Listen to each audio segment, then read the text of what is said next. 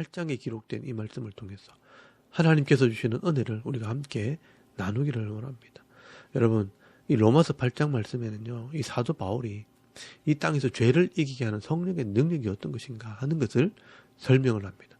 그리고 이렇게 성령을 통해 이루어진 이 구원은 절대로 빼앗아갈 수 없는 것이라는 이 구원의 확실성에 대해서 말씀을 하고 있습니다.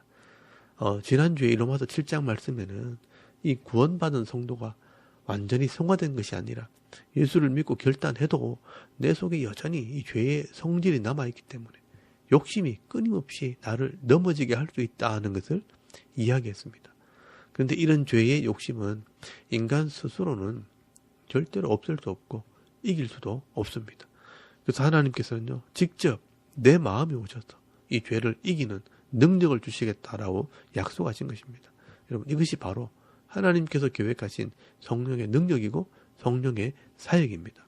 여러분, 이것은 이미 에스겔서 36장 26절에서 27절까지 말씀에 하나님께서 약속하신 것입니다.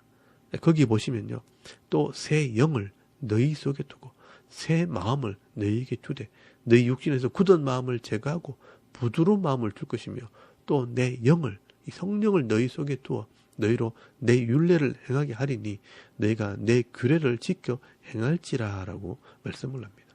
하나님께서는 이미 이 성령이 오시면 너희 마음을 변화시켜서 죄를 이기고 도리어 내 율례와 규례를 행하게 함으로 거룩하게 하겠다. 내 백성답게 살게 하겠다라고 약속하셨습니다. 그렇다면 우리가 예수 그리스도의 십자가를 믿고 회개한 자들에게는 이제 하나님의 인격인 이 성령께서 오셔서 내 마음에 새로운 마음을 주심으로 죄를 따라가지 않도록 하시겠다는 것입니다. 그러면 구체적으로 성령이 어떻게 내 마음에 들어오시는가? 이 하나님의 인격이 표현되어 있는 이 하나님 말씀을 통해서 들어오시는 것입니다. 여러분, 요한복음 15장 말씀에 보시면요, 예수님께서 이미 포도나무 비유를 통해서 이 성령의 사역을 설명을 합니다. 나는 포도나무고 너희는 가지인데 이 가지는 내게 붙어 있기만 하면 열매는 저절로 맺게 된다라고 말씀을 합니다. 그러면 이 가지가 포도나무에 붙어 있는 방법이 뭔가? 여러분, 요한복음 15장 5절 말씀에 보시면 나는 포도나무요 너희는 가지라. 그가 내 안에 내가 그 안에 거하면 사람이 열매를 많이 맺나니 나를 떠나서는 너희가 아무것도 할 수 없음이라 라고 말씀을 합니다. 근데 요한복음 15장 7절 말씀에 보시면요, 그 비결을 설명을 합니다. 너희가 내 안에 거하고 내 말이 너희 안에 거하면 무엇이든지 원하는 대로 구하라. 그리하면 이루리라 라고 말씀을 합니다. 그리고 요한복음 15장 10절 말씀에 보시면요, 내가 아버지 계명을 지켜 그의 사랑 안에 거하는 것 같이 너희도 내 계명을 지키면 내 사랑 안에 거하리라 라고 말씀을 합니다. 결국 이 하나님 말씀이 내 속에 들어오면 성령 하나님께서 그것을 알게 하고 깨닫게 함으로 순종할 마음을 주신다는 것입니다. 그래서 내 인격이요, 그 말씀대로 순종하게 될 때 죄도 이기고 말씀의 능력이 나타나 나를 변화시킨다는 것입니다.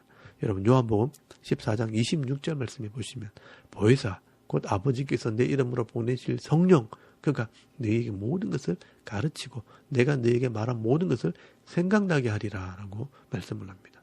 그리고 요한복음 16장 13절 말씀에 보시면 그러나 진리의 성령이 오시며 그가 너희를 모든 진리 가운데로 인도하시리니 그가 스스로 말하지 않고 오직 들은 것을 말하며 장래일을 너희에게 알리시리라 라고 말씀을 합니다. 이처럼 이 성령 하나님께서 내 마음에 오셔서 내가 듣고 읽은 이 말씀들을 통해 하나님의 마음을 깨닫게 하신다는 것입니다. 그래서 이 내 마음이 각성이 되고 깨어나서 죄를 이기게 하고 말씀대로 살게 할 때 그 은혜와 기쁨도 누리게 하신다는 것입니다. 그래서 이 바울은요, 예수를 믿고 회개할 때 성령이 오셔서 내 속에 이 죄의 법을 이기는 능력을 주시기 때문에 이제는 죄에서는 자유함을 누리게 되었다라고 선포하는 것입니다. 여러분, 오늘 로마서 8장 1절에서 2절까지 말씀해 보시면 그러므로 이제 그리스도 예수 안에 있는 자에게는 결코 정죄함이 없나니 이는 그리스도 예수 안에 있는 생명의 성령의 법이 죄와 사망에서 너를 해방하였음이라 라고 말씀을 합니다. 여러분, 이것이 바로 성령의 능력입니다. 내 속에 이 죄의 욕심을 이기게 함으로 죄를 짓지 않는 능력으로 살 수 있게 하는 것입니다. 그러므로 나의 지식이나 이성으로는 절대 할 수 없는 것을 성령께서 내 마음에 오셔서 깨닫게 하시고 순종하게 하심으로 율법의 요구도 이루게 된다.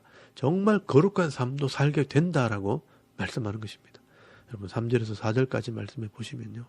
율법이 육신으로 말미암아 연약하여 할 수 없는 그것을 하나님은 하시나니 곧 죄로 말미암아 자기 아들을 죄 없는 육신의 모양으로 보내어 육신의 죄를 정하사 육신을 따르지 않고 그 영을 따라 행하는 우리에게 율법의 요구가 이루어지게 하려 하심이니라 라고 말씀을 합니다.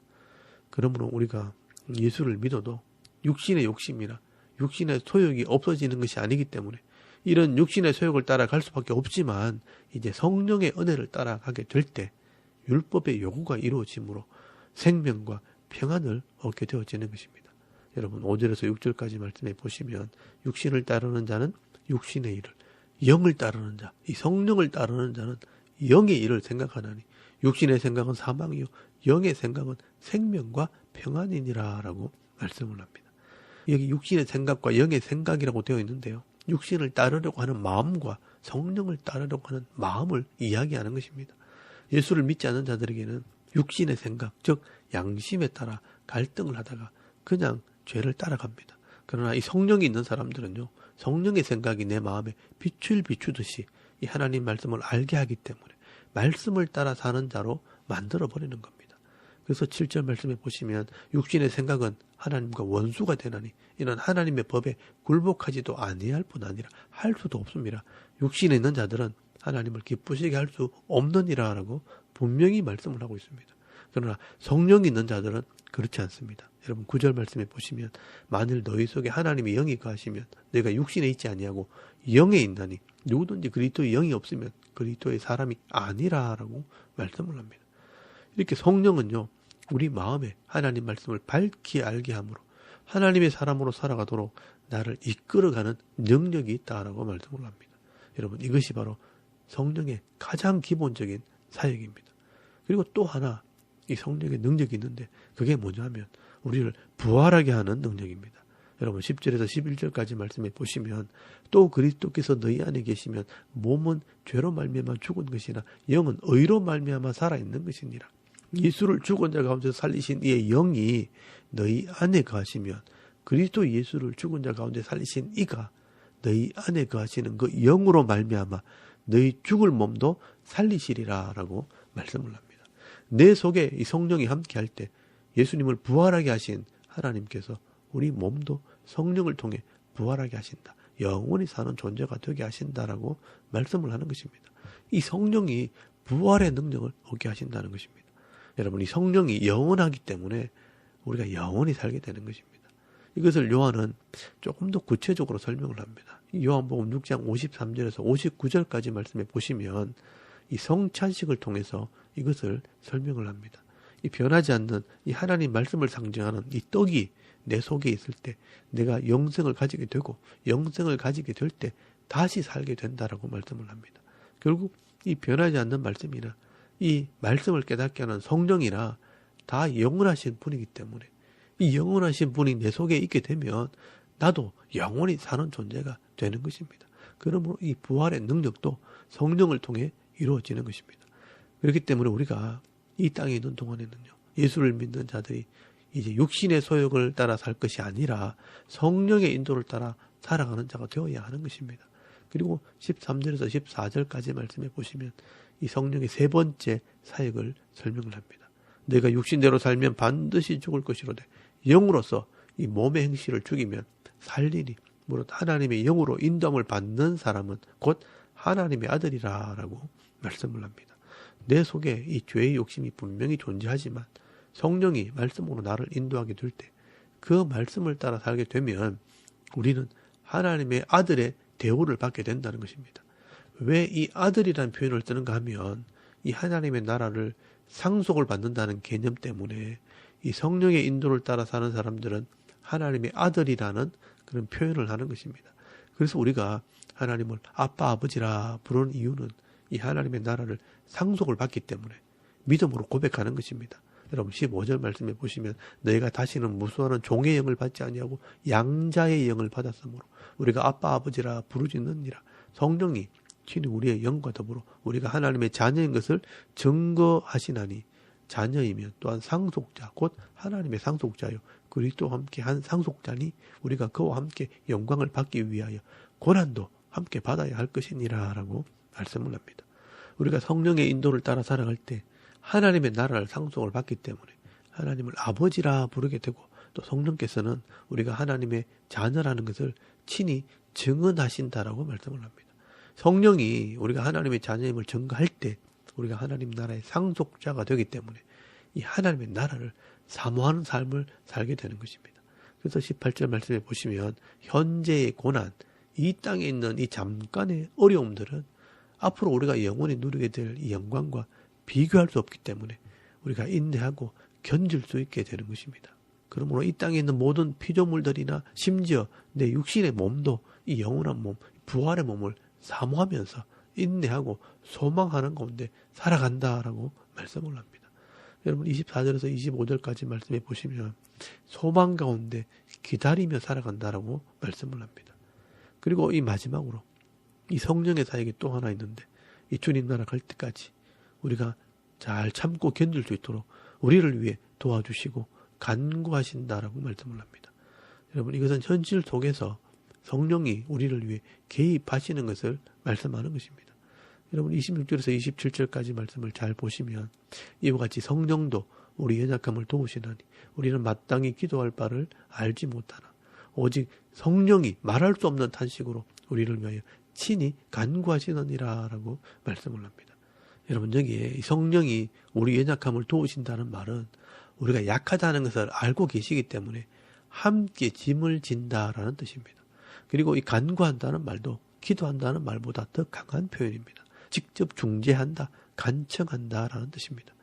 27절 말씀에도 보시면요. 마음을 살피시는 네가 성령의 생각을 하시나니 이는 성령이 하나님의 뜻대로 성도를 위하여 간구하심이니라 라고 말씀을 합니다. 마음을 살피시는 이나 성령이나 다 하나님이신데 그 하나님께서 우리를 위해 간구하신다, 중재하신다, 간청하신다라고 말씀하는 것입니다. 결국 나를 믿게 하고 구원하시고 말씀대로 살도록 도와주시고 간구하시는 분도 하나님이십니다. 그렇다면 우리가 이런 하나님의 마음을 가지고 살아간다면 이 땅에서 어떤 일을 당해도 아무 상관없다는 것입니다. 잠깐 고난을 당하고 어려움을 당할 뿐이지 이 모든 일들 속에 하나님 은혜가 있고 하나님 복이 있다는 것입니다. 그래서 28절 말씀에 이 사도 바울이 이런 말을 하는 것입니다. 우리가 알거니와 하나님을 사랑하는 자 곧 그의 뜻대로 부르심을 입은 자들에게는 모든 것이 합력하여 선을 이루느니라 라고 말씀을 합니다. 그래서 우리가 이 땅을 살아갈 때 사고가 나든 병에 걸리든 아무리 어려운 일을 만나도 감사할 수 있고요. 또 하나님께서 함께 하시면 모든 것이 선을 이루게 된다라고 고백하게 되는 것입니다. 이렇게 하나님께서 이미 우리를 구원할 계획을 가지고 계셨고 또 우리를 부르셨고 또 어떤 방법을 통해서든 이 하나님 나라에 들어가게 하실 것입니다. 이것이 하나님의 은혜이고 하나님의 구원의 능력, 이 복음의 능력이라는 것입니다. 그래서 30절 말씀에 보시면요. 또 미리 정하신 그들을 또한 부르시고 부르신 그들을 또한 의롭다 하시고 의롭다 하신 그들을 또한 영원롭게 하셨느니라 라고 말씀을 합니다. 여러분 바울은 이렇게 하나님께서 우리를 부르시고 우리를 거룩하게 하시고 영원한 이 하나님 나라까지 인도하신다는 것을 깨닫게 되었을 때 그러면 과연 하나님께서 우리를 위하신다면 누가 이 하나님의 사랑에서 우리를 빼앗을 수 있겠는가? 이 구원의 확실성에 대해서 말씀을 하게 되는 것입니다. 여러분 31절에서 39절까지 말씀에는요. 이 하나님에 대한 찬양과 하나님의 이 구원의 확실성에 대해서 바울이 고백을 하게 됩니다. 31절 말씀부터 보시면요. 하나님이 우리를 위하시면 누가 이 성도들을 대적하겠는가라고 말씀을 합니다. 아들을 아끼지 않고 우리에게 주셨다면 모든 것을 우리에게 주시지 않겠는가. 여러분 33절 말씀에 누가 하나님의 택하신 자를 고발하리요 죄인이라고 고소하리요 의롭다 하신 분이 하나님이라는 것입니다. 34절 말씀에 누가 성도를 정죄하리요 죄인이라고 말하겠는가. 우리를 위해 죽으신 예수 그리스도가 우리를 위해 간구한다 단원한다라고 말씀을 합니다. 35절 말씀에 누가 우리를 그리스도의 사랑에서 끊으리요 세상의 환난이나 곤고나 박해나 기근이나 적신이나 위험이나 칼이랴 우리를 사랑하시는 이로 말미암아 우리가 넉넉히 이기게 된다라고 말씀을 합니다. 그렇다면 이 바울은 확신을 합니다. 38절 말씀부터 사망, 죽음이나 생명이나 천사들이나 권세자들이나 현재일이나 장래일이나 능력이나 높음이나 깊음이나 다른 어떤 피조물이라도 우리를 우리 주 예수 그리스도 안에 있는 이 하나님의 사랑에서 끊을 수 없다는 것을 고백을 하게 됩니다. 여러분, 이것이 바로 우리의 믿음이고 우리의 능력인 것입니다. 사실 여기까지가 이 복음에 대한 설명입니다. 여러분, 로마서 1장 16절 말씀에 나오는 이 복음에 대한 설명이라는 겁니다. 내가 복음을 부끄러워하지 아니하노니 이 복음은 모든 믿는 자들에게 주시는 하나님의 능력이라고 말씀을 하고 있습니다. 여러분, 이렇게 이 땅에 있는 모든 사람들이 내가 하나님을 믿지 않으므로 죄 아래에 있다가 죽는 존재가 되었다는 것을 인정을 하고 예수님께서 이 내 죄를 위해 죽으심으로 내가 죄 사함 받았다는 것을 믿음으로 받아들이고 이제는 의의 도구로 살겠다고 결심하게 되면 성령께서 오셔서 내 속에 죄의 욕심을 이기고 하나님 말씀을 따라 살게 되는 이 하나님의 자녀가 되게 하겠다라고 말씀하신 것입니다.